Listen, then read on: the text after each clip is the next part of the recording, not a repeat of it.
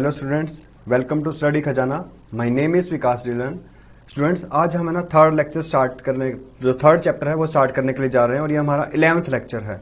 और जो हमारा चैप्टर है इसका नाम है करंट एंड इलेक्ट्रिसिटी। देखो स्टूडेंट्स, जो फर्स्ट और सेकंड चैप्टर था इलेक्ट्रोस्टैटिक्स, मतलब हमने वहां पे स्टडी किया था study of charge particle at rest. But इस चैप्टर में करंट इलेक्ट्रिसिटी में हमारे पास क्या होगा, जो चार्ज पार्टिकल है वो मोशन में आ गए हैं। ठीक है, तो हम अब स्टडी करेंगे चार्ज पार्टिकल्स को मोशन में। ठीक है स्टूडेंट्स, तो इस लेक्चर को स्टार्ट करते हैं।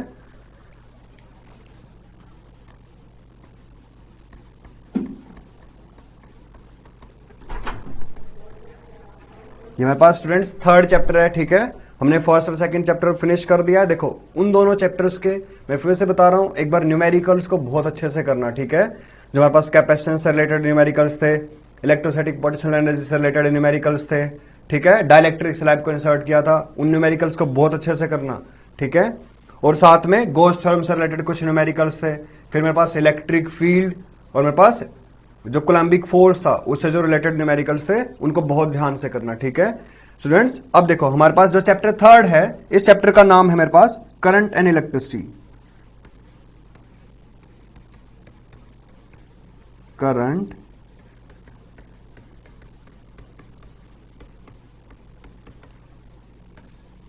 And electricity. देखो स्टूडेंट्स, करंट एंड इलेक्ट्रिसिटी में मेरे पास क्या है, यहां पर हम स्टडी करेंगे करंट की। करंट क्या मतलब, rate of flow of charge. ठीक है, मतलब कि हमने जैसे क्लास 10th में देखा था Q equal to I T, एक टर्म थी हमारे पास, I equal to Q by T. ठीक है, तो मेरे पास देखो जनरली जो करंट क्या होता है, rate of flow of charge, मतलब टाइम के रिस्पेक्ट में जो चार्ज है वो कैसे फ्लो कर रहा है, मतलब चार्ज पार्टिकल्स मोशन में है, मतलब वो मेरे पास क्या हो गया, करंट। तो ठीक है, अब देखो स्टूडेंट्स, जैसे कि हमने ना जो हमारे पास इलेक्ट्रिसिटी चैप्टर था क्लास 10th में, हमने स्टडी किया था ओम्स लॉ को। ठीक है, उसको थोड़ा सा रिवाइज कर लेते हैं ओम्स लॉ को और फिर स्टार्ट करते हैं इस चैप्टर को। तो मेरे पास है ओम्स लॉ।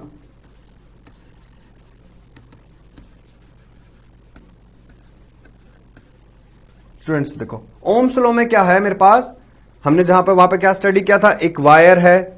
ठीक है, इस वायर की कुछ लेंथ है, एरिया है, तो इस वायर के पास कुछ रेजिस्टेंस है। इसके अक्रॉस में बैटरी को कनेक्टेड करूंगा और मान लो वायर के जो टर्मिनल्स हैं उसके अक्रॉस में कुछ एक मेरे पास, अगर मान लो कि मैं वायर है, ठीक है, यहां पर मैं एक अमीटर यूज करूं और यहां पर वायर के एंड्स के अक्रॉस में एक वोल्ट मीटर यूज करूं। ठीक है स्टूडेंट्स, तो मेरे पास क्या होगा, जो वोल्ट मीटर होगा वो वोल्टेज को मेजर कर लेगा।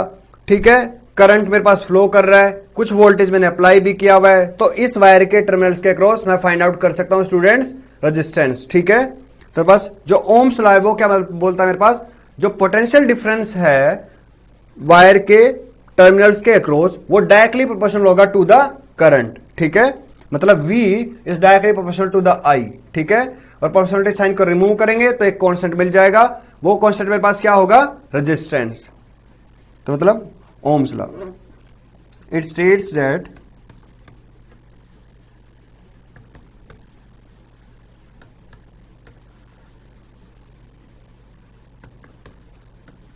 potential difference across a current carrying wire, across a current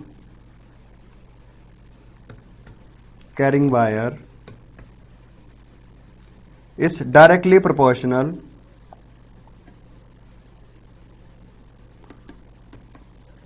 to the current passing through the wire, to the current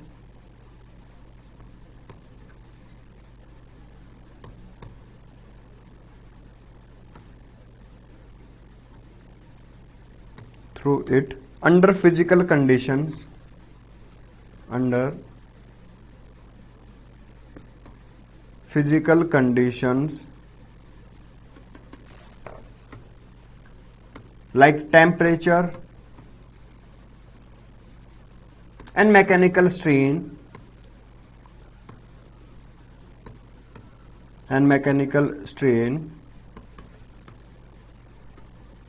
are constant।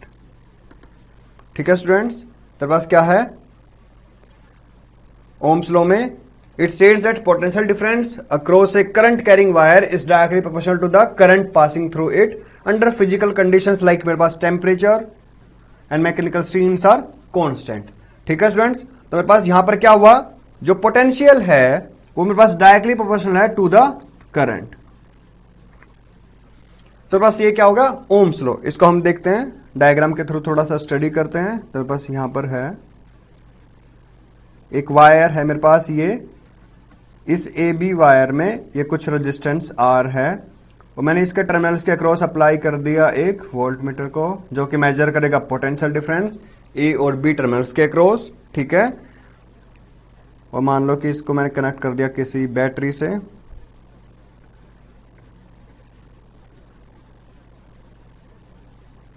और ये मेरे पास स्टूडेंट्स एक रियोस्टेट।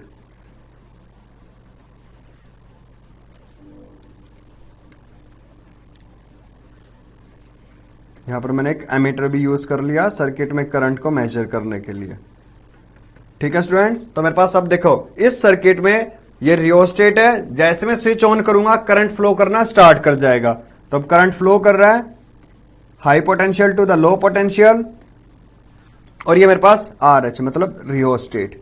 ठीक है स्टूडेंट्स, मेरे पास यहां पर जो है करंट वेरिएबल है, उसके अकॉर्डिंग वोल्टेज चेंज करेगा towards the point of A and B, जो कि मेरे पास वायर के जो पॉइंट्स है ए बी, उसके अक्रॉस जो पोटेंशियल डिफरेंस होगा वी, वो मेरे पास डिपेंड करेगा करंट कैसे चेंज कर रहा है। मतलब कि potential is directly proportional to the आई।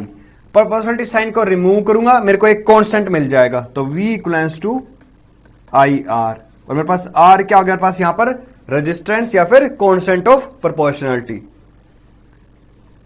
ये हो गया रेजिस्टेंस और कांस्टेंट ऑफ प्रोपोर्शनलिटी।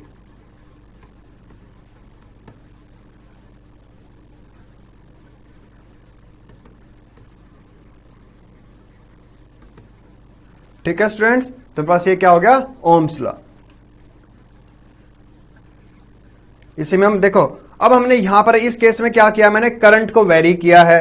ठीक है, नेक्स्ट केस में मैं क्या करूंगा कि अब मैं वोल्टेज को वेरी कर दूंगा। ठीक है स्टूडेंट्स, तो मेरे पास वहां पर क्या होगा, करंट चेंज करेगा इस पर्टिकुलर वायर के थ्रू, मतलब जो वायर ए बी है इसका कुछ रेजिस्टेंस है, इसके थ्रू अब करंट चेंज करेगा। तो नेक्स्ट चेक करते हैं। नेक्स्ट में मेरे पास सेम मेरे पास ए बी वायर जिसमें कुछ रेजिस्टेंस है आर, और इसके टर्मिनल्स के क्रॉस मैंने एक पोटेंशियल अप्लाई इसके क्रॉस मैंने एक वोल्ट मीटर यूज कर लिया,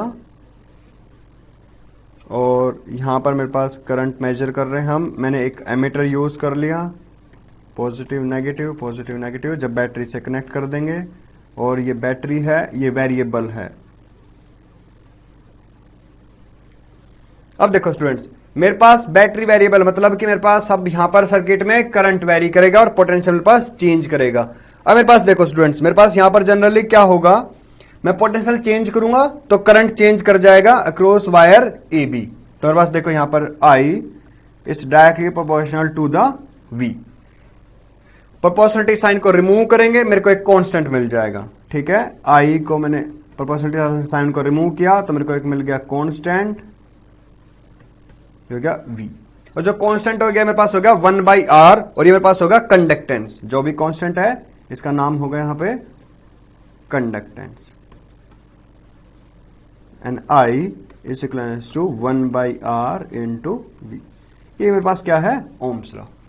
या तो वोल्टेज को चेंज कर दो या फिर करंट को चेंज कर दो, मेरे पास इफेक्ट होगा उस पर्टिकुलर वायर के अक्रॉस ए बी पे। कि अगर मान लो फर्स्ट केस में जिसमें मेरे पास क्या था, मैंने सर्किट में करंट को चेंज कर दिया, तो मेरे पास पोटेंशियल जो मेरे पास पोटेंशियल है डिफरेंस अक्रॉस ए बी, वो क्या कर रहा है, चेंज कर रहा है। नेक्स्ट केस में मैंने क्या किया स्टूडेंट्स, यहां पर देखो मैंने वोल्टेज जो मेरे पास यहां पर बैटरी है,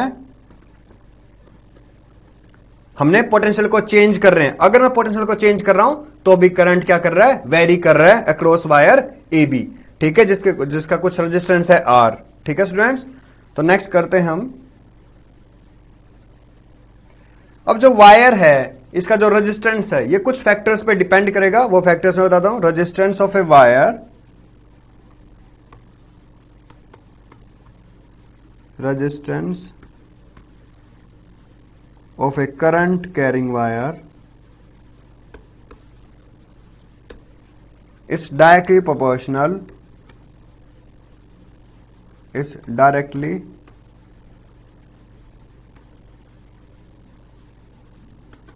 proportional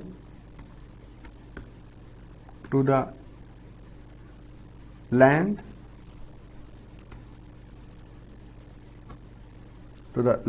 of the conductor and inversely proportional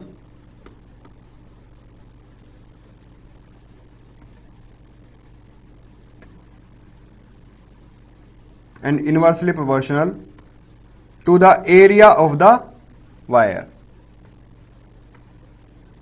और कंडक्टर। ठीक है, मेरे पास यहां पर देखो स्टूडेंट्स, जनरली क्या है, कोई भी एक वायर है, उसके पास कुछ ना कुछ लेंथ होगा, उसके पास कुछ ना कुछ एरिया होगा, तो उस वायर के थ्रू जो करंट पास करेगा, ठीक है, तो वायर उस करंट को कुछ रेजिस्टेंस ऑफर करेगी। ठीक है, जो भी रेजिस्टेंस होगा उस वायर का वो डिपेंड करेगा directly proportional to the length and inversely proportional to the area. Resistance of a current carrying wire is directly proportional to the length first and resistance of the wire is inversely proportional to the area। दोनों equations को first और second को combine कर देंगे तो resistance is directly proportional to the length by area. Proportionality sign को remove करेंगे, ठीक है, कॉन्सेप्ट ऑफ प्रोपोर्शनलिटी। ठीक है, तो मेरे पास मिल जाएगा resistance is equals to rho L by A. Proportionality sign को रिमूव किया तो मेरे को एक कांस्टेंट मिल गया रो मेरे पास यहां पर क्या है, रेजिस्टिविटी। रो हो गया मेरे पास यहां पे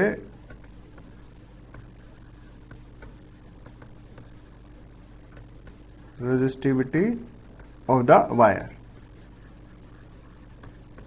मतलब कि जो मेरे पास एक वायर है उसके थ्रू, ठीक है, डिफरेंट वायर हो सकती हैं।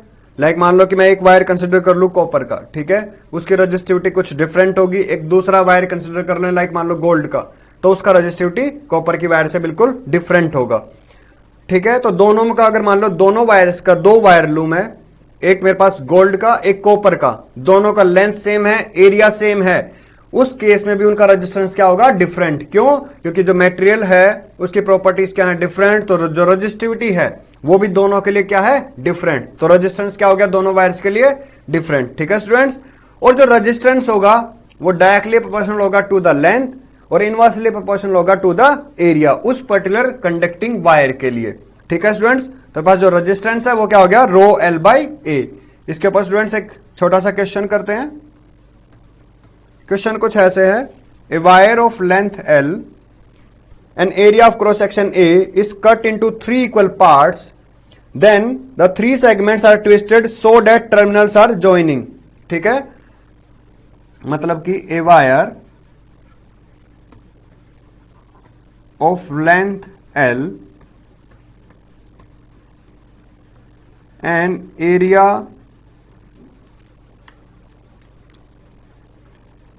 and area of cross section A is cut into 3 equal segments। ठीक है, and then all the 3 segment and then all the 3 segment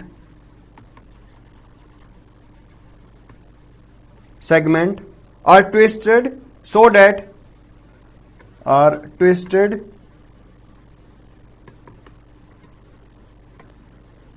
that terminals are joined together।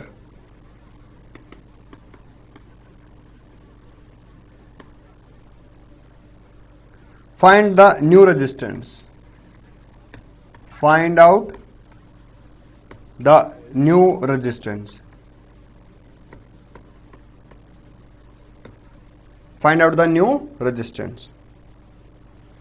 देखो मेरे पास स्टूडेंट्स इस क्वेश्चन में मेरे पास क्या है, जनरली कि एक वायर है, उसका कुछ लेंथ है और area of cross section A given है। मेरे पास मैं कंसिडर कर लेता हूं कि वायर है, ये एल लेंथ है, एरिया ऑफ क्रॉस सेक्शन ए है, इसको मैंने कट कर दिया 3 पार्ट्स में। ठीक है स्टूडेंट्स, तो इसको कट कर देता हूं 3 पार्ट्स में। ये क्या फर्स्ट पार्ट, ये सेकेंड पार्ट और ये थर्ड पार्ट। इक्वल सेगमेंट्स हैं, इक्वल लेंथ है यहां पर। लाइक मेरे पास जो फर्स्ट सेगमेंट है इसके पास लेंथ हो गया l/3, सेकेंड सेगमेंट के पास भी लेंथ l/3, थर्ड सेगमेंट के पास भी लेंथ l/3। जो एरिया ऑफ क्रॉस सेक्शन है वो गिवन है ए। तो जो फर्स्ट सेक्शन है इसके पास भी एरिया है, सेकेंड सेक्शन इसके पास भी एरिया है, थर्ड सेक्शन इसके पास भी एरिया ए। तो देखो स्टूडेंट्स, अब मैंने क्या किया इसको, and the 3 segment are twisted so that terminals are joined together. मतलब कि जो फर्स्ट वायर है ये कुछ ऐसे है, ठीक है, जो फर्स्ट सेगमेंट, जो सेकेंड सेगमेंट है इसको मैंने ऐसे प्लेस कर दिया, थर्ड सेगमेंट को कुछ ऐसे प्लेस कर दिया यहां पर, ठीक है, इनको ट्विस्ट कर दिया फिर, ठीक है। तो अब देखो, एक टर्मिनल्स को मैंने एक साइड प्लेस कर दिया, दूसरे टर्मिनल्स को दूसरे साइड। अब देखो जो टोटल एक तरह से जो कंडक्टर है ये कुछ ऐसे बिहेव कर रहा है,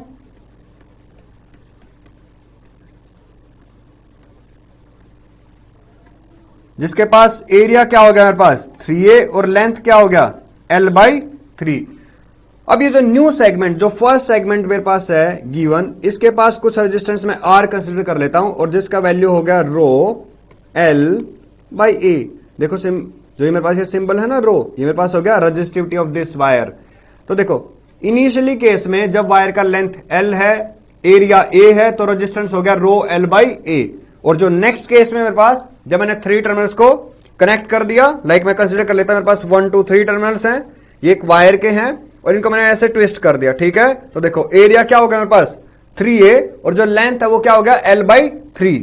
अब देखो मेरे पास जो न्यू रेजिस्टेंस है यहां पर, मैं उसको कंसीडर कर लेता हूं r prime and which is equals to rho. Resistivity same material है, उसको मैंने क्या किया है यहां पर ट्विस्ट किया है, तो उसकी जो रेजिस्टिविटी है वो क्या रहेगी यहां पर सेम।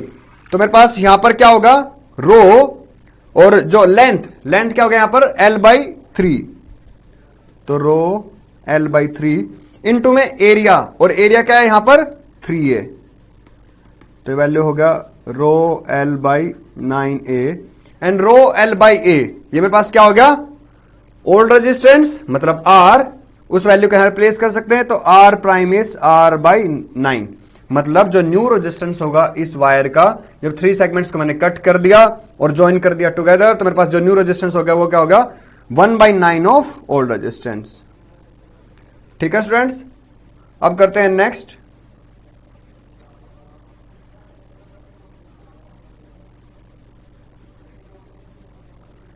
Current density. नेक्स्ट मेरे पास टॉपिक है करंट डेंसिटी।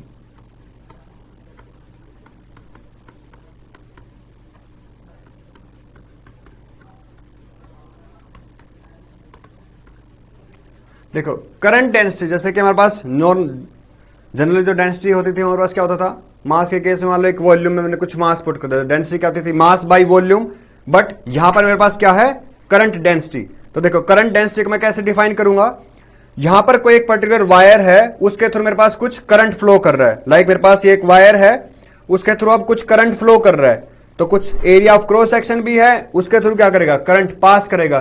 तो करंट डेंसिटी को मैं डिफाइन कर सकता हूं यहां पर current flowing through a wire given per unit area. ठीक है, करंट टू द एरिया, ये जो टर्म मिलेगा ये मेरे पास टर्म क्या हो जाएगी करंट डेंसिटी। ठीक है, करंट मेरे पास स्केलर क्वांटिटी है, ठीक है, बट जो एरिया है वो मेरे पास वेक्टर क्वांटिटी है। तो जो करंट डेंसिटी होगा मेरे पास वो कैसी क्वांटिटी होगी वेक्टर क्वांटिटी। तो देखो मैं करंट डेंसिटी को डिफाइन कर सकता हूं,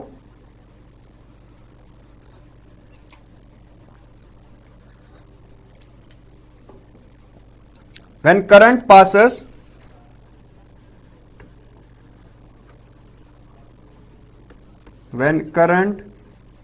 passes through wire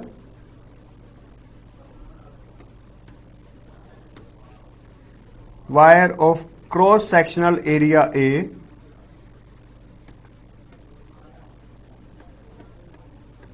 when current passes through the when current passes through wire of cross sectional area A, then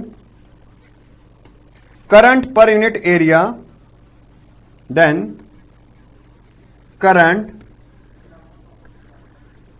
per unit area is defined as current per unit area of cross sectional wire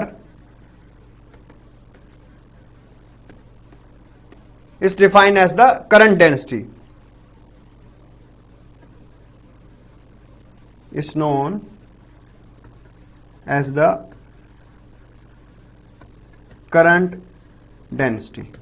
it is a vector quantity, क्योंकि current density क्या होती है, current to the area, current scalar quantity, area vector quantity, तो current density मेरे पास यहां पर क्या हो गया, vector quantity. It is a vector quantity,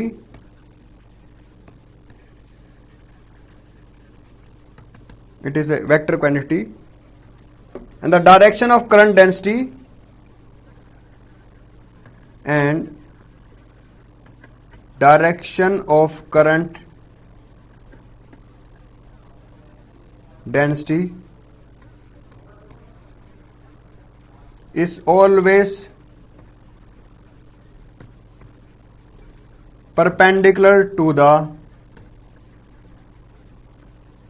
area of cross section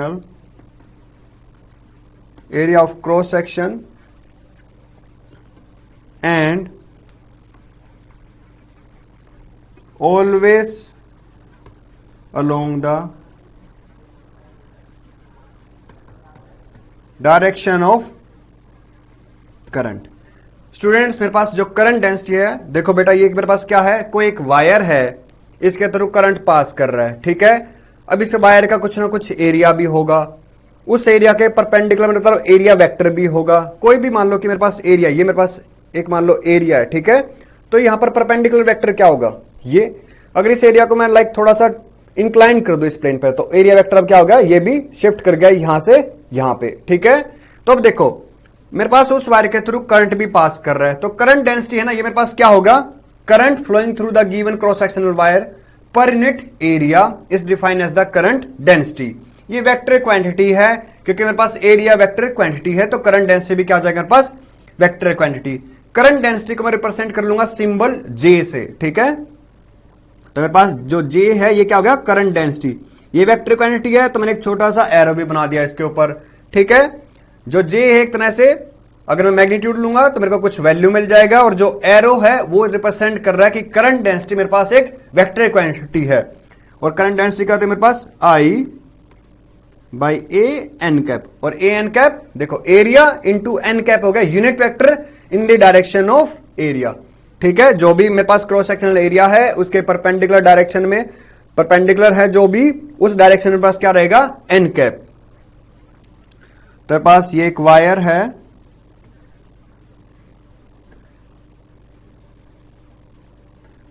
एक एरिया कंसीडर कर लेता हूं मैं यहां पर, इसके थ्रू करंट फ्लो कर रहा है, तो मेरे पास ये हो गया एरिया वेक्टर, ठीक है. तो बस जो करंट डेंसिटी क्या हो गया, आई बाई ए, ठीक है. इसका अगर मान लो मेरे को ऐसा यूनिट फाइंड आउट करना हो, current ampere area metre square, तो मेरे पास हो गया एम्पियर मीटर -2. मेरे पास क्या हो गया, ऐसा यूनिट ऑफ करंट डेंसिटी.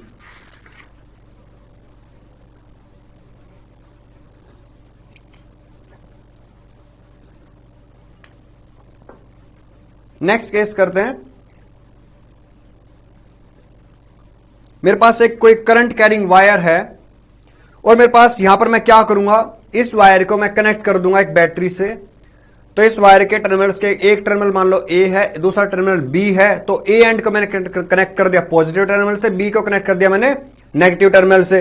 तो यहां पर जनरली क्या होगा, इस वायर के थ्रू करंट फ्लो करना स्टार्ट कर जाएगा. करंट फ्लो कर रहा है उसका मतलब कि चार्ज कैरियर्स मोशन में है, चार्ज कैरियर्स मूव कर रहे हैं. अब देखो कोई भी कंडक्टर है तो उसमें मेरे पास क्या होगा, फ्री इलेक्ट्रॉन्स. अब फ्री इलेक्ट्रॉन्स पर जो मेरे पास बैटरी है, ठीक है, उसकी वजह से क्या हो जाएगा, इलेक्ट्रिक फील्ड सेटअप दोनों टर्मिनल्स पे, एक पे पॉजिटिव एक पे नेगेटिव. तो जो इलेक्ट्रॉन्स होंगे वो ड्रिफ्ट करेंगे अब टुवर्ड्स पॉजिटिव टर्मिनल, जो भी मेरे पास ए टर्मिनल जो कि positive end of the battery से कनेक्टेड है, ठीक है.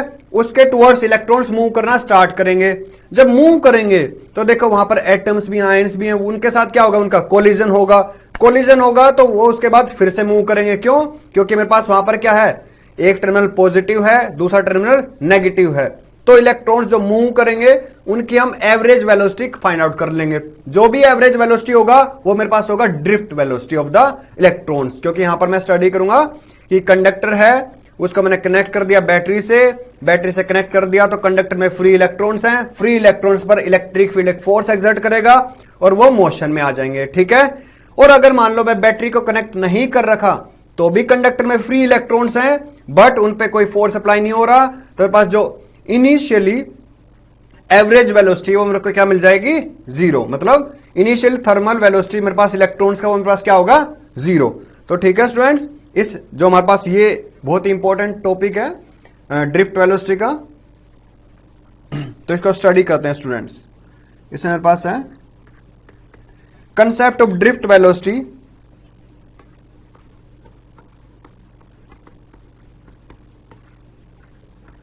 Concept of drift velocity.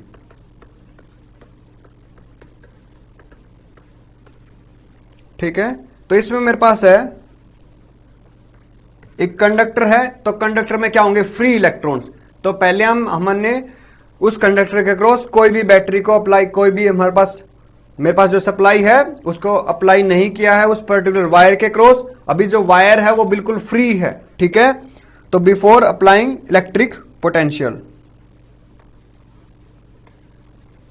Before applying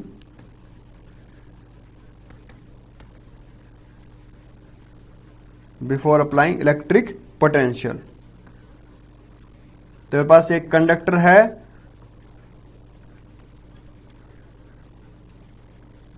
ठीक है। इसमें मेरे पास फ्री इलेक्ट्रॉन्स हैं। ये फ्री इलेक्ट्रॉन्स रैंडमली किसी भी डायरेक्शंस में मूव कर रहे हैं। मान लो फर्स्ट इलेक्ट्रॉन इधर मूव कर रहा है, कोई एक इलेक्ट्रॉन यहां मूव कर रहा है, ये इलेक्ट्रॉन यहां मूव कर रहा है, ये इलेक्ट्रॉन यहां मूव कर रहा है।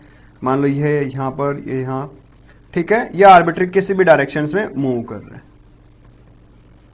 अब देखो, मान लो इन इलेक्ट्रॉन्स की, मान लो मैं एवरेज वेलोसिटी चेक करूं, बहुत सारे n नंबर ऑफ इलेक्ट्रॉन्स हैं, इनका मैं एवरेज वेलोसिटी चेक करूंगा, तो मेरे को इनिशियली जब मैंने कोई पोटेंशियल अप्लाई नहीं किया तो मेरे को एवरेज वेलोसिटी क्या मिलेगा, जीरो। उसको हम चेक भी कर सकते हैं। मान लो ये कंडक्टर है, ठीक है, इसको मैं टच करूं तो मेरे को कोई भी मतलब कोई शॉक नहीं लगा, मतलब इस वायर के थ्रू कोई भी करंट फ्लो नहीं कर रहा। बट मेरे पास ये क्या है, कंडक्टर, इसमें क्या होंगे, फ्री इलेक्ट्रॉन्स। फ्री इलेक्ट्रॉन्स होंगे तो वो मूव भी कर रहे होंगे। ठीक है। तो मेरे पास कोई शॉक नहीं लगा, मतलब जो एवरेज थर्मल वेलोसिटी है ऑफ ऑल द इलेक्ट्रॉन्स वो मेरे पास क्या हो गया, जीरो। ठीक है। मतलब कि when no potential is applied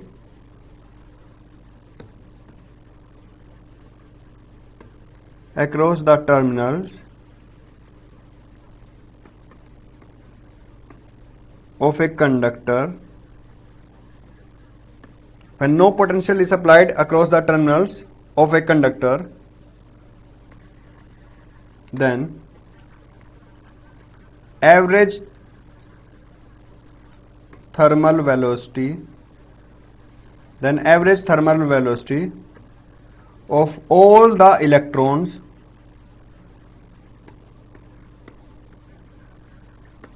when no potential is applied across the terminals of a conductor, then average thermal velocity of all the electrons is zero. Means कि जो एक इलेक्ट्रॉन है, जो फर्स्ट इलेक्ट्रॉन है, वो कंसिडर कर लेते हैं हम कि कुछ इनिशियल वेलोसिटी u1 से मूव कर रहा है। सेकंड जो इलेक्ट्रॉन है कुछ इनिशियल वेलोसिटी u2 से मूव कर रहा है। जो nth इलेक्ट्रॉन है, सबसे लास्ट इलेक्ट्रॉन, वो कुछ वेलोसिटी un से मूव कर रहा है। तो मेरे पास u1 हो गया यहां पर initial velocity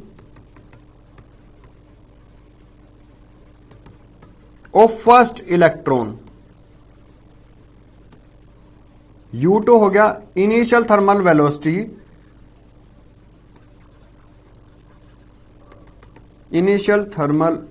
velocity of second electron.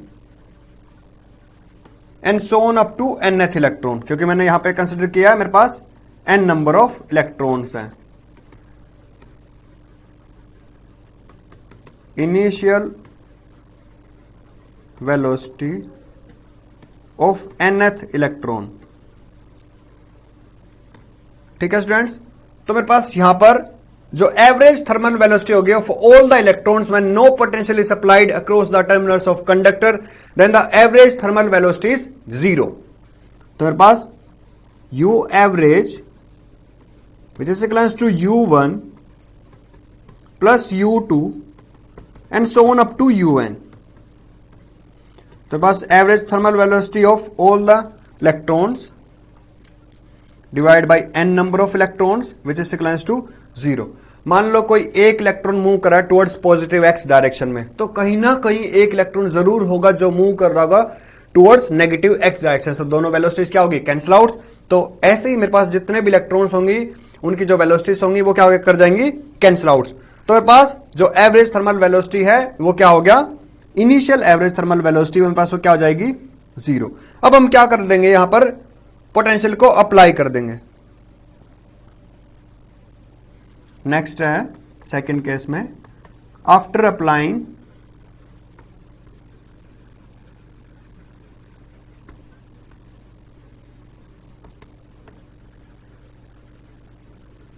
Electric potential. मतलब अब मेरे पास ये कंडक्टर है, इस कंडक्टर के अक्रॉस मैंने कुछ वोल्टेज अप्लाई कर दिया। अब मेरे पास जैसे ही अप्लाई करूंगा, जो मेरे पास ए टर्मिनल है ये पॉजिटिव टर्मिनल से कनेक्टेड है, ठीक है, और जो बी टर्मिनल है ये नेगेटिव टर्मिनल से कनेक्टेड है, और जो ए बी वायर है इसके अंदर मेरे पास फ्री इलेक्ट्रॉन्स हैं, ठीक है, वो एक्सेलरेट करना स्टार्ट कर देंगे टुवर्ड्स पॉजिटिव टर्मिनल, ठीक है, क्योंकि ए जो टर्मिनल है वो कैसा है, पॉजिटिव, जो बी है वो कैसा है, नेगेटिव। ए टर्मिनल उनको अट्रैक्ट करेगा, बी उनको रिपेल करेगा, तो इलेक्ट्रॉन्स मूव करना स्टार्ट कर देंगे ऑपोजिट डायरेक्शंस में, ठीक है। अब देखो मैं कंसीडर कर लेता हूं, ये जो वायर है इसे कुछ लेंथ एल कंसीडर कर लेते हैं, एरिया ऑफ क्रॉस सेक्शन यहां पर ए है, तो पास जो भी इलेक्ट्रॉन्स हैं ये ड्रिफ्ट करना स्टार्ट कर गया ऑपोजिट डायरेक्शंस में to the direction of electric field. तो पास हो गया force due to electric field on this electron. ऐसे सिमिलरली कोई दूसरा इलेक्ट्रॉन होगा वो भी मूव कर रहा है ऑपोजिट डायरेक्शंस में, ये होगा फोर्स, मान लो इलेक्ट्रॉन फर्स्ट है इलेक्ट्रॉन सेकंड है, ऐसे so on up to nth electrons होंगे यहां पर, ये भी होगा force due to electric field which is opposite to the direction of electric field. ठीक है स्टूडेंट्स, तो मेरे पास यहां पर देखो इलेक्ट्रिक फील्ड ने इलेक्ट्रॉन्स पे फोर्स एक्सर्ट करना स्टार्ट किया जो कि है ऑपोजिट डायरेक्शंस में।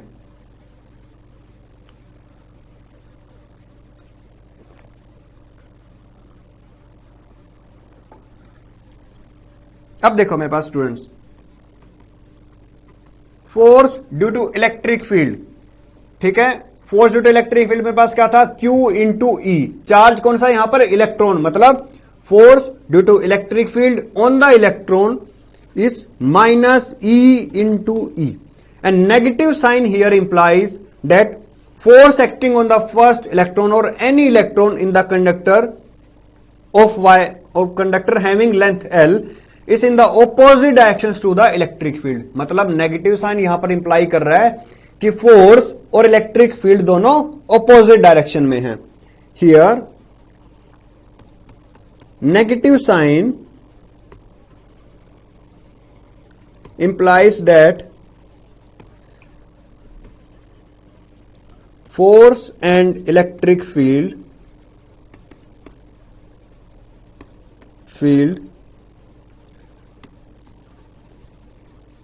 are in opposite directions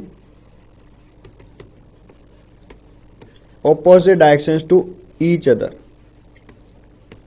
ठीक है, अब देखो इलेक्ट्रॉन है तो इसके पास कुछ ना कुछ मास भी है। अब फोर्स क्या होता है, mass into acceleration.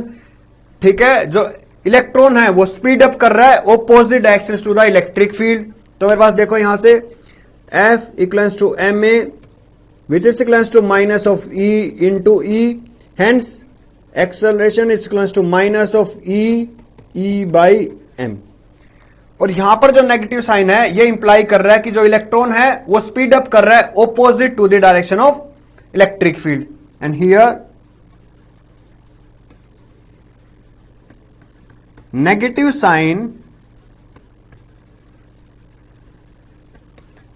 implies that, and here negative sign implies that electron is speed up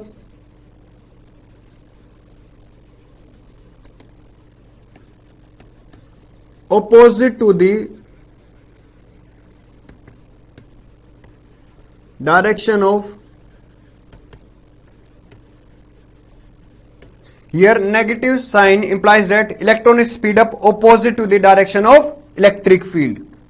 अब देखो स्टूडेंट्स, मेरे पास यहां पर जनरली क्या हुआ, जैसे ही मैंने एक पोटेंशियल अप्लाई किया उस कंडक्टर के अक्रॉस, जो इलेक्ट्रॉन्स हैं वो स्पीड अप हो गए opposite to the direction of electric field, मतलब उनका वेलोसिटी चेंज हो गया। इनिशियल क्या था, मान लो फर्स्ट इलेक्ट्रॉन है, उसके इनिशियल वेलोसिटी मैंने कंसिडर किया था u1, बट अब यहां पर इलेक्ट्रॉन एक्सेलरेट कर रहा है तो उसका वेलोसिटी चेंज हो गया। u1 से मैं कंसिडर कर लेता हूं कुछ v1 हो गया। अब देखो v1 जैसे ही हुआ, मान लो कि वो v1 कितने टाइम के ले रहा है वो चेक करते हैं। मान लो कि मेरे पास एक इलेक्ट्रॉन है इस कंडक्टर में और इलेक्ट्रिक फील्ड मैंने अप्लाई कर दिया, ये इलेक्ट्रॉन का कोलिजन हो गया दूसरे इलेक्ट्रॉन के साथ इस पोजीशन पे, लेकिन इलेक्ट्रिक फील्ड अप्लाई किया हुआ है तो इलेक्ट्रॉन फिर से स्पीड अप करेगा opposite to the direction of electric field, मतलब टुवर्ड्स पॉजिटिव टर्मिनल, तो अपनी फिर से कुछ वेलोसिटी गेन करेगा। अब मेरे पास जो दूसरा इलेक्ट्रॉन है कोई, उसके साथ फिर से कोलिजन होगा इसका या एटम के साथ। अब मेरे पास देखो जो दो सक्सेसिव कोलिजन्स के बीच में जो टाइम है वो मेरे पास होगा इसका रिलैक्सेशन टाइम। मान लो जो v1 वेलोसिटी इलेक्ट्रॉन ने एक्वायर की वो कुछ, ठीक है, वो देखो कहां से कहां तक की है, वो एक कोलिजन हुआ, उसके बाद दूसरा कोलिजन हुआ, उनके बीच में जो मेरे पास टाइम है वो कुछ उसको मैं डिनोट कर दूंगा τ1 से। τ1 मतलब t1 ही है, ठीक है स्टूडेंट्स, मतलब जो t1 है उसको मैं रिप्रेजेंट कर लूंगा τ1 से। यहां पर देखो स्टूडेंट्स, जो फर्स्ट इलेक्ट्रॉन है उसने कुछ वेलोसिटी, मेरे पास देखो v1 is equals to u1 plus a τ1। जो τ1 है ये एक तरह से टाइम है, कौन सा टाइम, दो सक्सेसिव कोलिजन्स के बीच में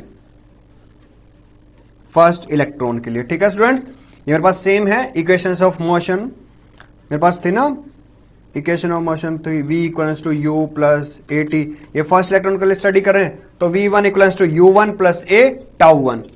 अब देखो सेकंड इलेक्ट्रॉन के लिए क्या होगा, v2 which is equals to u2 plus a τ2 and so on up to nth electron, क्योंकि मैंने यहां पर कंसिडर किया n इलेक्ट्रॉन्स, तो un प्लस a τn।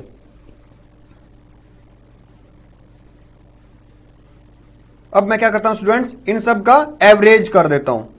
तो देखो जब मैं एवरेज करूंगा तो एवरेज कैसे होगा, v1 plus v2 plus v3 plus so on up to vn by n which is equals to u1 plus u2 plus so on up to un by n plus a acceleration, ठीक है। Same electric field है तो same directions में और same magnitude से क्या होंगे, accelerate करेंगे सब इलेक्ट्रॉन्स। तो मेरे पास हो गया a τ1 τ2 and so up to τn by n। अब देखो जो फर्स्ट टर्म है ये मेरे पास क्या हो गया, v एवरेज। जो v एवरेज है यही मेरे पास होगी drift velocity of all the electrons, मतलब कि एक्सटर्नल इलेक्ट्रिक फील्ड में सब इलेक्ट्रॉन्स कैसे एक्सेलरेट कर रहे हैं, ठीक है, उनकी जो कॉमन वेलोसिटी होगी मेरे पास वो होगा v एवरेज। इसलिए मैं इस टर्म को v एवरेज को डिफाइन कर दूंगा vd, मतलब drift velocity of all the electrons which are accelerating opposite directions to the direction of electric field. जो u1 u2 जो सेकेंड टर्म है ये मेरे पास u एवरेज, और जो नेक्स्ट लास्ट टर्म है ये मेरे पास a इंटू टाउ एवरेज।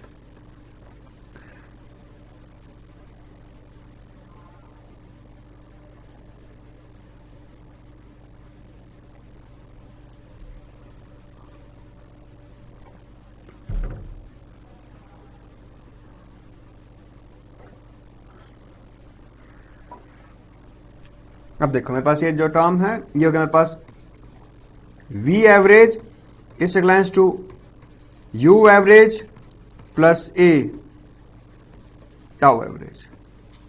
ठीक है स्टूडेंट्स, अब जो u एवरेज है initial velocity of all the free electrons, उनका मैंने जो एवरेज फाइंड आउट किया वो मेरे पास क्या मिल गया, 0। क्योंकि इनिशियली जब मैंने वायर के क्रॉस कोई भी पोटेंशियल अप्लाई नहीं किया तो उस केस में मेरे पास स्टूडेंट्स क्या थी, जो इनिशियल मेरे पास वेलोसिटी थी वो क्या थी, 0। तो v average is equal to a into tau average. अब देखो जो v एवरेज है ये मेरे पास एक्ट कर रहा है ऐसे drift velocity of all the electrons, इसको मैं vd से भी रिप्लेस कर सकता हूं, तो मेरे पास ये हो गया a इंटू टाउ एवरेज। अब देखो vd है, इसको मैं डिफाइन कर देता हूं, drift velocity is defined as the average velocity, drift velocity vd is defined as the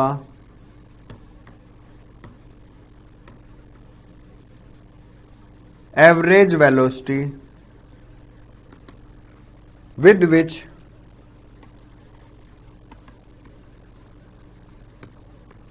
all the free electrons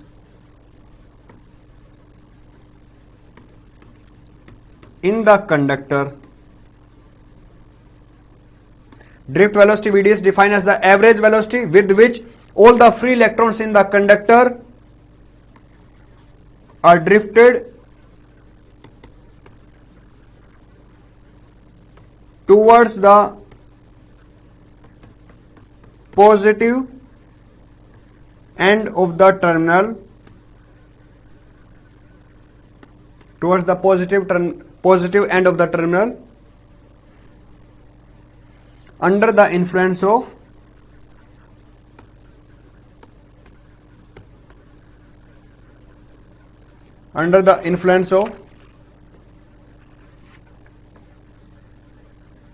applied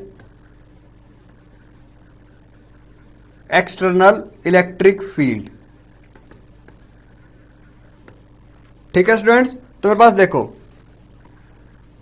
जो drift velocity vd is defined as the average velocity with which all the free electrons are drifted towards the positive end of the terminal, मतलब positive and कौन सा, A, जो कि connected है battery के positive part से, ठीक है, of the terminal under the influence of applied external electric field. जो अप्लाइड एक्सटर्नल इलेक्ट्रिक फील्ड है वो कहां है, पॉजिटिव टू नेगेटिव, मतलब A से B टर्मिनल के टुवर्ड्स है, और जो इलेक्ट्रॉन्स हैं वो सब के सब ड्रिफ्ट कर रहे हैं मेरे पास ऑपोजिट डायरेक्शंस में to the direction of electric field.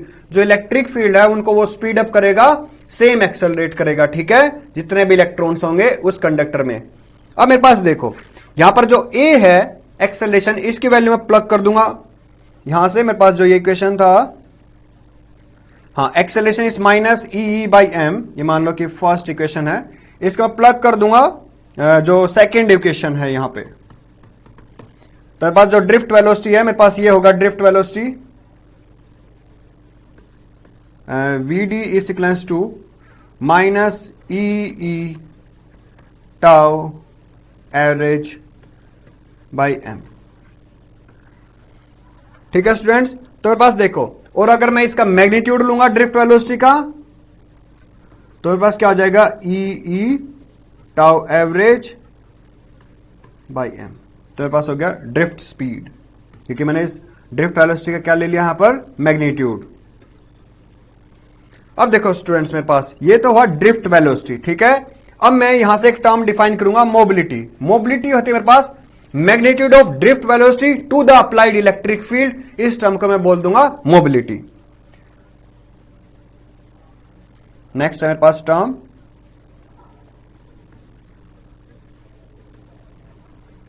Mobility of charge carriers, इसको मैं म्यू से डिनोट कर दूंगा, और ये मेरे पास टर्म होता है mobility is, it is defined as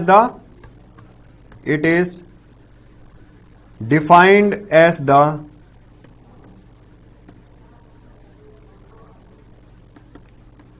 magnitude of drift velocity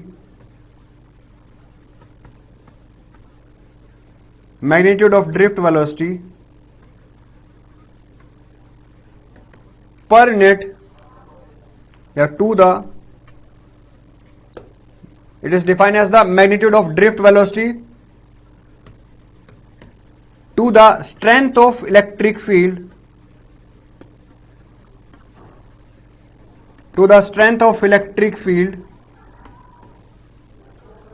applied across it. ठीक है, मीन्स की mu which is equals to V D by E. मेरे पास ये क्या हो गया, drift velocity. And the drift velocity of electrons is very high. क्योंकि देखो इलेक्ट्रॉन्स मेरे पास क्या है, लाइट पार्टिकल्स. ठीक है, तो मेरे पास जो इलेक्ट्रॉन है, mobility of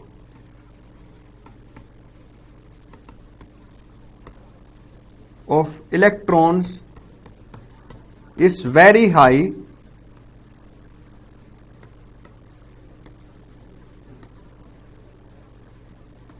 as compared to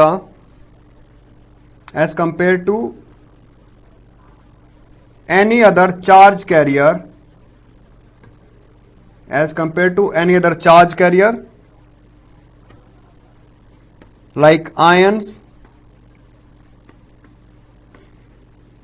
in an electrolyte. ठीक है, और जो मोबिलिटी है इसकी यूनिट फाइंड आउट कर सकते हैं कैसे, वीडी. मेरे पास क्या हो गया, metre per second to the electric field. F equal to Q E equal to F by Q. F is newton by Q coulomb. तो मेरे पास ये हो गया न्यूटन पर कुलाम. तो मेरे पास हो गया ये एक तरह से metre second inverse, newton inverse और कुलाम. ये मेरे पास क्या हो गया, एक तरह से ड्रिफ्ट वेलोसिटी के मतलब यूनिट. ठीक है स्टूडेंट्स, तो मेरे पास क्या हो गया, मीटर पर सेकंड, तो सेकंड इनवर्स न्यूटन मेरे पास डिनोमिनेटर में, तो न्यूटन -1 पर कुलाम. ये मेरे पास आ जाएगा न्यूमरेटर में, तो C की पावर 1. ठीक है स्टूडेंट्स, अब देखो हम क्या फाइंड आउट करते हैं. मेरे पास कंडक्टर है, उसके थ्रू करंट I फ्लो कर रहा है, उसके अंदर जो इलेक्ट्रॉन्स हैं वो ड्रिफ्ट कर रहे हैं विद वेलोसिटी Vd. तो मेरे को अब रिलेशन फाइंड आउट करना है, relation between current and the drift velocity.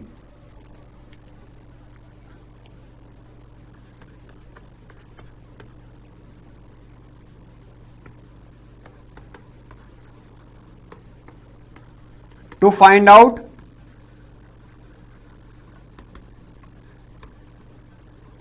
relation between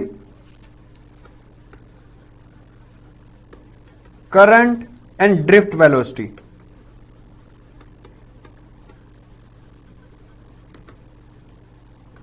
current I और ड्रिफ्ट वेलोसिटी Vd. मेरे को I और Vd में एक रिलेशन फाइंड आउट करना है. देखो स्टूडेंट्स, मेरे पास जो कंडक्टर है, मैं अज्यूम कर लेता हूं मेरे पास ये कंडक्टर है, और इस कंडक्टर का जो एरिया ऑफ क्रॉस सेक्शन है वो कुछ A है, और जो लेंथ है वो डेल्टा L है. ठीक है स्टूडेंट्स, तो करंट I और ड्रिफ्ट वेलोसिटी Vd, इनमें मेरे को एक रिलेशन फाइंड आउट करना है यहां पर. तो देखो स्टूडेंट्स, मेरे पास यहां OA हो गया, A इस area of given conductor, and delta L is length of conductor. Volume of conductor A into delta L, this is volume of conductor. ये एक तरह से इसके अक्रॉस जो मेरे पास है XY ये कंडक्टर, इसके क्रॉस मैंने एक बैटरी को अप्लाई कर रखा है. जो मेरे पास इलेक्ट्रॉन्स हैं ये एक्सेलरेट कर रहे हैं opposite to the direction of electric field. अब मेरे पास देखो, मैं अज्यूम कर लेता हूं यहां पर number density of electron small n है. Let small n, let this value, then let this small n is the number density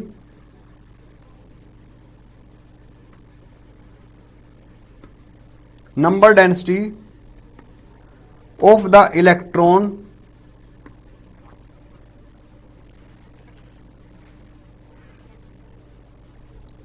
late here small n is the number density of the electrons.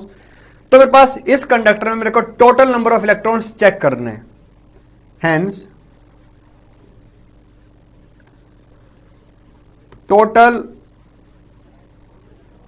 Number of electrons, देखो number density का मतलब है total number of electrons to the per unit volume.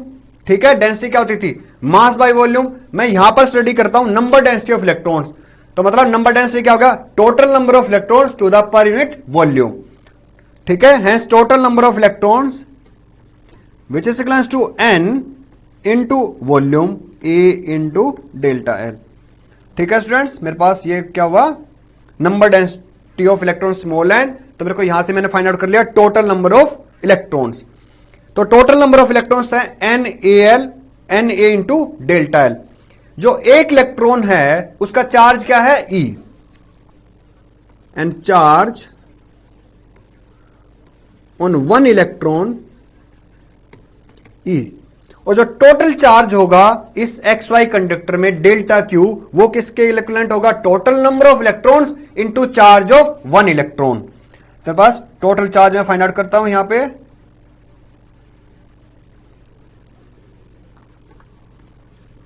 Total charge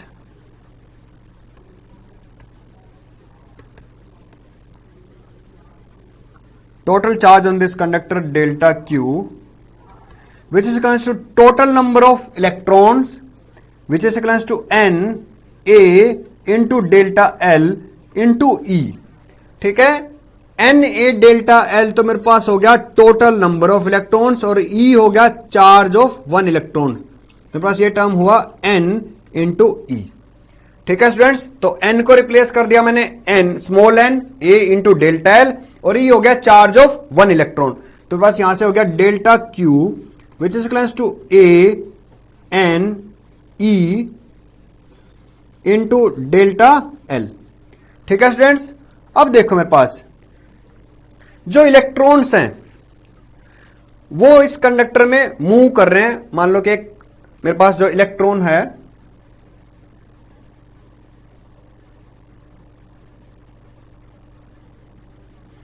मान लो उसने y and से move करना start किया और वो a एंड तक उसको मूव करना है, तो उसके ड्रिफ्ट वेलोसिटी मेरे को पता है vd, कुछ टाइम भी लेगा वो फाइंड आउट कर लेंगे, और जो लेंथ है y से x तक वो कवर करेगा वो कवर करेगा डेल्टा L। मतलब मेरे पास जितने भी इलेक्ट्रॉन से मान लो उन सब ने मूव करना स्टार्ट किया y टर्मिनल से और मूव कर रहे हैं x तक, तो कुछ ना कुछ टाइम लेंगे। तो मेरे पास जो भी टाइम होगा वो मेरे पास क्या होगा? लेंथ कवर करेंगे डेल्टा L और मूव करेंगे मेरे पास स्पीड vd से, क्योंकि drift speed.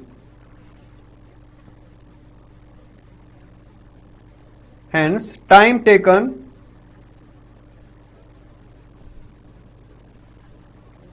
by free electron, hence time taken by free electron to cover distance delta L। तो बस टाइम इज डेल्टा L और स्पीड क्या थी वहां पर? ड्रिफ्ट स्पीड vd, तो t equals to delta L by vd, hence delta L is equals to t into vd। मान लो डेल्टा L है, स्मॉल लेंथ है, स्मॉल सेगमेंट, तो मैं टाइम भी डेल्टा t कंसिडर कर लेता हूं यहां पर। तो delta L is equals to delta t into vd। इस वैल्यू को मैं रिप्लेस कर दूंगा डेल्टा L को इस इक्वेशन में। तो पास ये हो गया delta Q which is equals to a n e delta L which is equals to delta t into vd। ठीक है स्टूडेंट्स, अब मेरे पास देखो ध्यान से, यहां पर एक टर्म है delta Q by delta t which is rate of flow of charge. जैसे ही हमने ये चैप्टर स्टार्ट किया तब मैंने तुम्हें बताया था कि क्लास 10 हमने रीड आउट किया है Q equals to i t, I equals to dq by dt। मतलब करंट क्या होता है? Rate of flow of charge through a given conductor. तो मतलब ये हो गया equals to a n e into vd। ठीक है students, the time rate of flow of charge, the time rate of flow of charge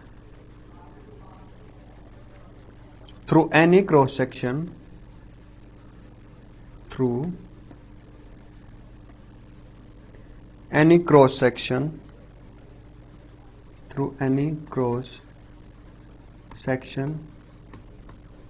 in a given conductor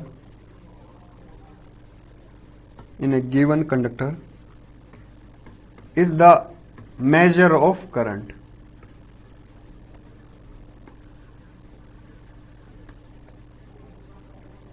Means कि I is equals to limit delta t approaches to 0 delta q by delta t. इस value को replace कर देता हूं मैं.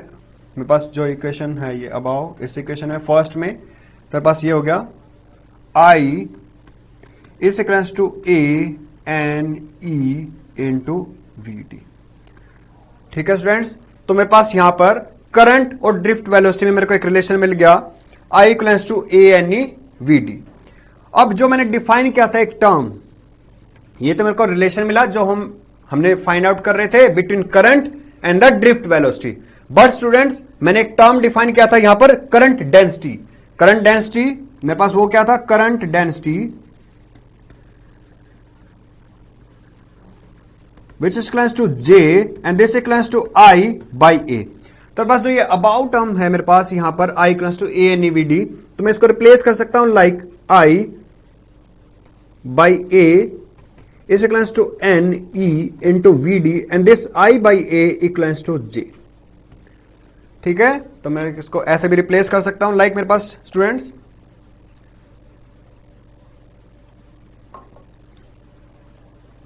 इसको थोड़ा सा और रिप्लेस कर लेते हैं लाइक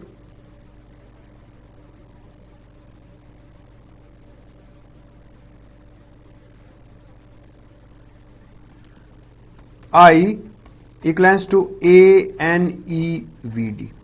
एक वायर है, उसके टर्मिनल्स के क्रॉस कुछ पोटेंशियल होगा V, A और B टर्मिनल के क्रॉस मान लो कि, या फिर XY टर्मिनल के क्रॉस जो हमने यहां पर XY कंसिडर किया है टर्मिनल, उसके क्रॉस कुछ रेजिस्टेंस भी होगा और उन टर्मिनल्स के क्रॉस कुछ पोटेंशियल भी होगा.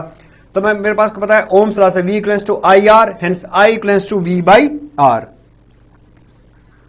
Here I equals to V by R. ये कहां से आया, फ्रॉम ओम्स लॉ. अब देखो इस वैल्यू को मैं रिप्लेस कर देता हूं इस इक्वेशन में, तो हो गया V by R equals to ANE into VD. ठीक है स्टूडेंट्स, अब जो V है और वहां पर जो मेरे पास कंडक्टर है उसका कुछ लेंथ है. ठीक है, मेरे को पता है पोटेंशियल और इलेक्ट्रिक फील्ड में एक रिलेशन है V इक्वल टू ED.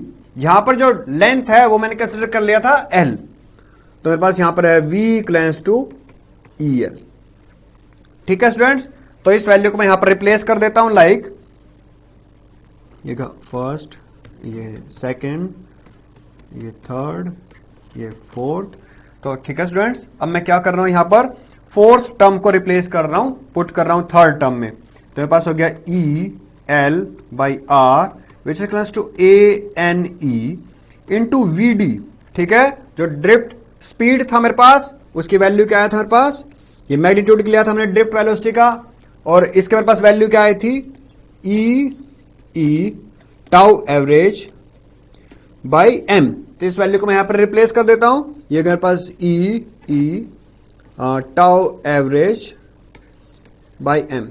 ठीक है स्टूडेंट्स, मेरे पास यहां से देखो E से E कैंसिल आउट हो गया, तो मेरे पास इस टर्म में हो गया मेरे पास L by R which equals to A M N E square into tau average. ठीक है स्टूडेंट्स, तो मैंने यहां पर देखो रेजिस्टेंस का एक फॉर्मूला फाइंड आउट कर लिया कि resistance is directly proportional to the length, inversely proportional to the area into M by N E square tau average. ठीक है स्टूडेंट्स, ये देखो mass of electron constant, small n number density of electrons in the conductor XY या फिर AB, ये भी constant. Charge of electron constant, उसका square करूंगा वो वैल्यू भी constant. Tau average relaxation time between two successive collisions, ये value भी क्या होगा मेरे पास, कांस्टेंट। जो मेरे पास ये टोटल टर्म है एक गिवन कंडक्टर के लिए, गिवन मेरे पास कंडीशंस में, ये वैल्यू क्या रहेगी मेरे पास, कांस्टेंट। और जो ये मेरे पास टोटल टर्म जो कांस्टेंट है ना मेरे पास ब्रैकेट्स के अंदर, m/n/e² इंटू टाउ एवरेज, ये वैल्यू मेरे पास क्या रहेगा, कांस्टेंट। और ये मेरे पास कांस्टेंट मेरे पास क्या है, ये मेरे पास resistivity of the given conductor. तो मेरे पास हो गया rho which is equals to m/n/e² into tau average. और मेरे पास देखो स्टूडेंट्स, ये मेरे पास क्या है, constant for a given conductor, constant for a given conductor under specific conditions. ठीक है, जो कंडक्टिविटी है वो अगर स्पेसिफिक कंडीशंस में कांस्टेंट रहेगा, फिर टेम्परेचर इंक्रीज करेंगे तो ये वैल्यू इंक्रीज करेगा, वो हम स्टडी करेंगे थोड़े टाइम में। ठीक है स्टूडेंट्स, तो मेरे पास देखो जो रेजिस्टेंस है ये मेरे पास क्या हो गया, rho L/A।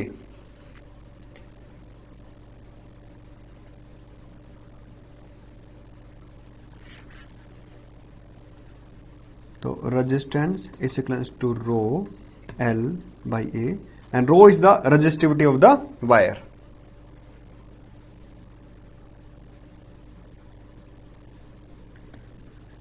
Here rho is the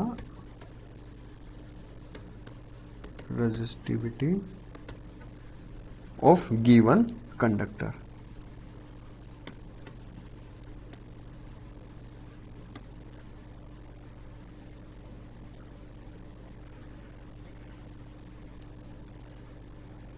मेरे पास एक नेक्स्ट टर्म है इलेक्ट्रिकल कंडक्टेंस, एक टर्म है मेरे पास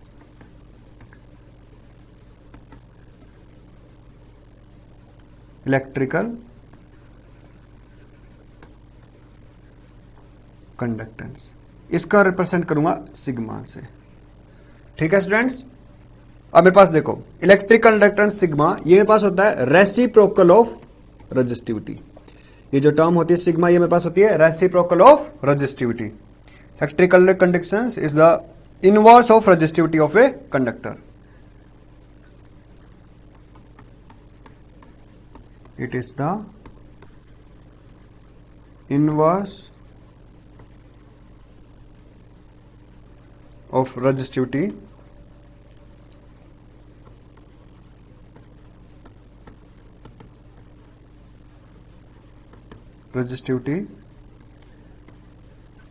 for a given, it is the inverse of resistivity for a given conductor। और देखो स्टूडेंट्स, जो मेरे पास रेजिस्टिविटी था वो क्या था, rho is equals to m/n² tau average. ठीक है, अगर कोई वायर की मैं शेप चेंज कर दूं तो भी रेजिस्टिविटी क्या रहेगी, सेम, क्योंकि मेरे पास मटेरियल क्या है, same.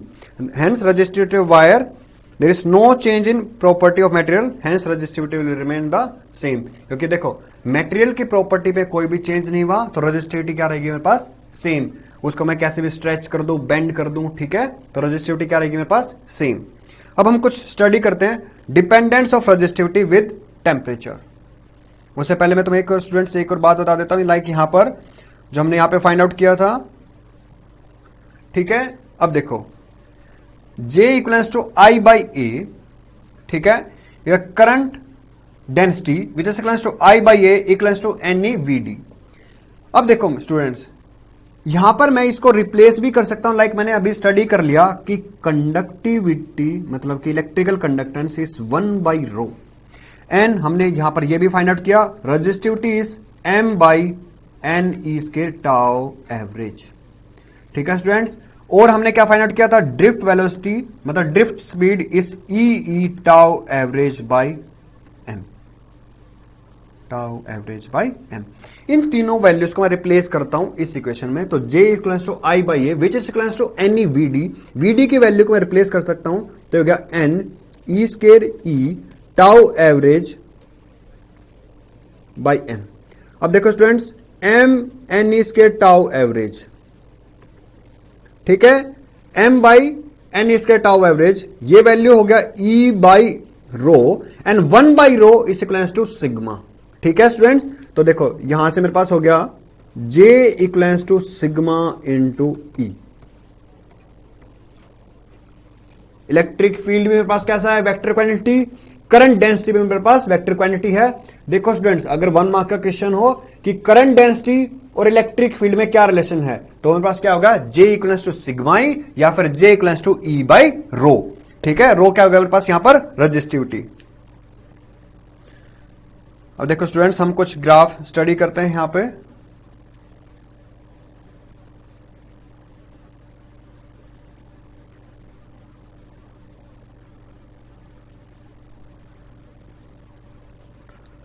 Dependence of resistivity, dependence of resistivity with temperature.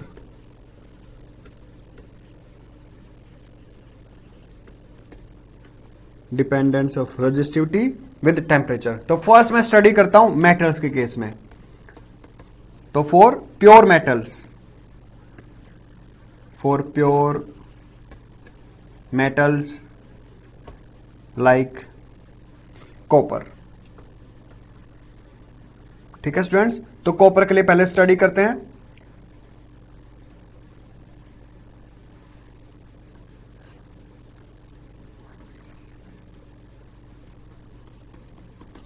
Temperature dependent है रेजिस्टिविटी, तो मैं टेम्परेचर को इंक्रीज करूंगा, तो रो टी मतलब resistivity is function of temperature. हमें पता है rho is m by N is के टाउ एवरेज। स्टूडेंट्स देखो, मैं अगर टेम्परेचर को इंक्रीज कर दूं तो एक इलेक्ट्रॉन का दूसरे इलेक्ट्रॉन के साथ कोलिजन जल्दी जल्दी होगा। ठीक है, तो अब देखो, क्योंकि थर्मल जो वेलोसिटी है वो क्या कर लेंगे, गेन कर लेंगे, थोड़ी ज्यादा हो जाएगी, तो कोलिजन्स क्या होंगी, जल्दी। मतलब जो टाउ एवरेज है मेरे पास, ये वैल्यू क्या होगा मेरे पास, डिक्रीज कर जाएगा, तो रो मेरे पास क्या हो जाएगा, इंक्रीज कर जाएगा। ठीक है, तो देखो रिलैक्सेशन टाइम क्या हो गया, डिक्रीज कर गया, तो मेरे पास जो रो है रेजिस्टिविटी है वो क्या होगी, इंक्रीज कर गया। तो जैसे जैसे मैं टेम्परेचर इंक्रीज करूंगा तो मेरे पास रेजिस्टिविटी इंक्रीज कर जाएगा।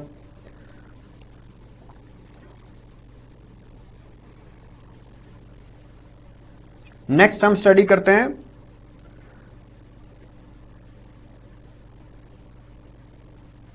For mixture of copper silver and gold. मतलब कि मेरे पास super conductors, for mixture of copper, silver and gold।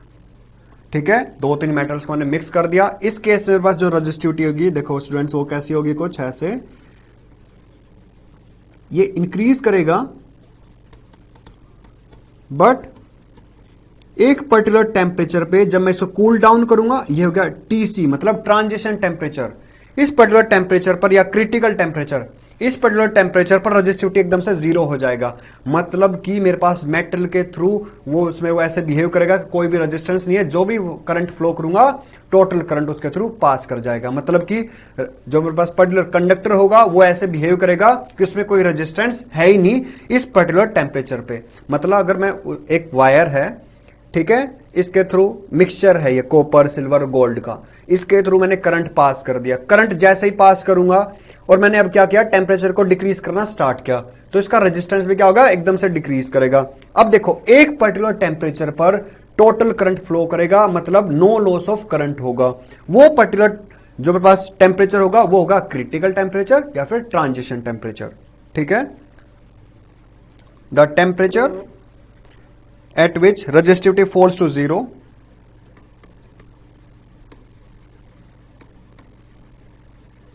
the temperature at which resistivity falls to 0 is known as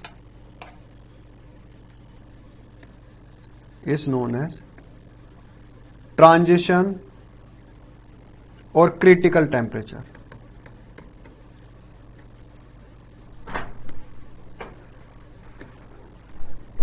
and the conductor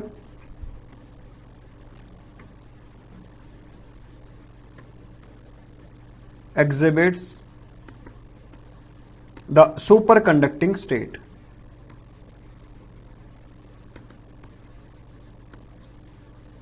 Superconducting state, and the conductor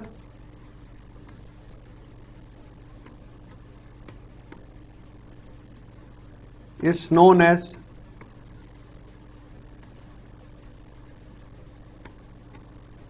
super conductor.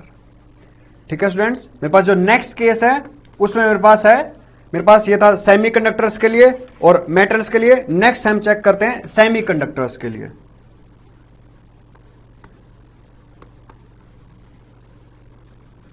Semiconductor में मेरे पास क्या होगा, पहले तो ये बिहेव करेंगे insulators के जैसे, बट मैं जैसे ही टेंपरेचर इंक्रीज करूंगा तो फ्री इलेक्ट्रॉन्स क्रिएट हो जाएंगे और मेरे पास ग्राफ क्या होगा, कुछ डिक्रीज करेगा। क्यों? क्योंकि मेरे पास rho which is equals to m by n square tau average. ठीक है स्टूडेंट्स, तो मेरे पास देखो जैसे ही मैं वहां पर टेंपरेचर को इंक्रीज करूंगा तो फ्री इलेक्ट्रॉन्स क्रिएट करेंगे। ये वैल्यू कैसे है, रो इसके इनवर्स में, तो मेरे पास जो रेजिस्टिविटी है वो क्या कर जाएगी, डिक्रीज कर जाएगी। नेक्स्ट मेरे पास एलओएस के लिए, लाइक मेरे पास नाइक्रोम,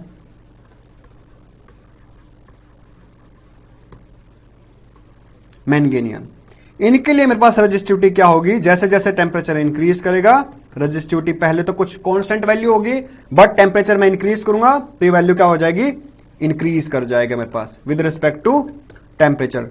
तो स्टूडेंट्स मेरे पास ये क्या था, रेजिस्टिविटी का मैंने टेंपरेचर के साथ वेरिएशन चेक किया। ओके स्टूडेंट्स, आज के लेक्चर को हम यहीं ओवर करते हैं। नेक्स्ट लेक्चर में हम स्टडी करेंगे रेजिस्टेंसेस के लिए।